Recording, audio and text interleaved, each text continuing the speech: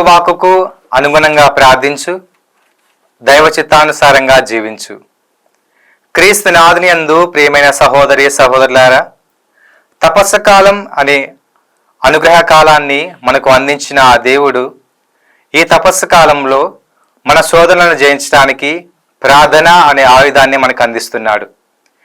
నేటి సువార్త పట్టణంలోని క్రీస్తు ప్రభు తన శిష్యులకు ఎలా ప్రార్థించాలో నేర్పిస్తున్నారు. అలా క్రీస్తు ప్రభు శిష్యులకు నేర్పించిన ప్రార్థనే పరలోక ప్రార్థన. మరి మనం ఎలా ప్రార్థించాలి? మనం ఎలా ప్రార్థించాలంటే మన ప్రార్థన దైవవాక్కును ఆధారంగా చేసుకుని ఉండాలి.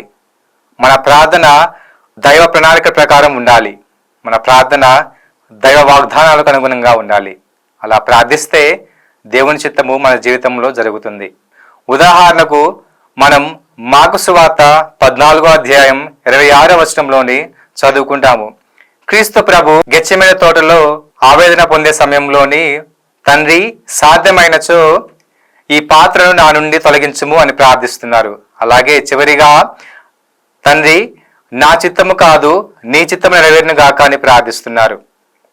అలాగే మనం యోబు గ్రంథంలో చూసుకున్నట్లయితే సర్వాన్ని కోల్పోయిన యోబు కూడా సర్వము ప్రభువే ఇచ్చాడు, ప్రభువే తీసుకున్నాడు, ప్రభు నామము స్తుతింపబడును గాక అని ప్రార్థిస్తున్నారు. కాబట్టి ప్రియ సహోదరులారా, మనం పరలోక ప్రార్థనలోని నీ చిత్తం నెరవేరును గాక, నీ రాజ్యం వచ్చును గాక అని ప్రార్థిస్తాం. దీని అర్థము ఇదే. తపస్సు కాలంలో ఉన్న మనం మన అవసరాల కోసం కాకుండా ప్రభు చిత్తాన్ని తెలుసుకోవడానికి కావలసిన గ్రహాన్ని ప్రసాదించమని ప్రార్థించాలి.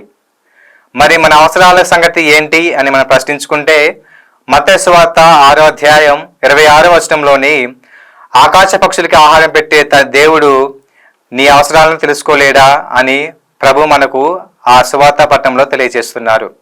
కాబట్టి దేవుని ప్రియబిడ్డలుగా ఎన్నుకోబడ్డ మన అవసరాలు మన తండ్రికి తెలుసు. కాబట్టి మనం ఆహారము, మన గుడ్డ, మన కూడు గురించి ఆలోచించకుండా ప్రభు వాక్కు పైన ధ్యానం చేస్తూ ప్రభు చిత్తాన్ని వెతుక్కుంటూ ఈ తపస్సు కాలంలో మనం ప్రయాణాన్ని కొనసాగించాలి. కాబట్టి ప్రభు నేర్పించిన ప్రార్థనను మనం చేసుకుంటూ ప్రతిరోజు ప్రభు ప్రార్థన జపిస్తూ పరలోక రాజ్యం వైపు మన ప్రయాణాన్ని కొనసాగిద్దాం. ఆమేన్.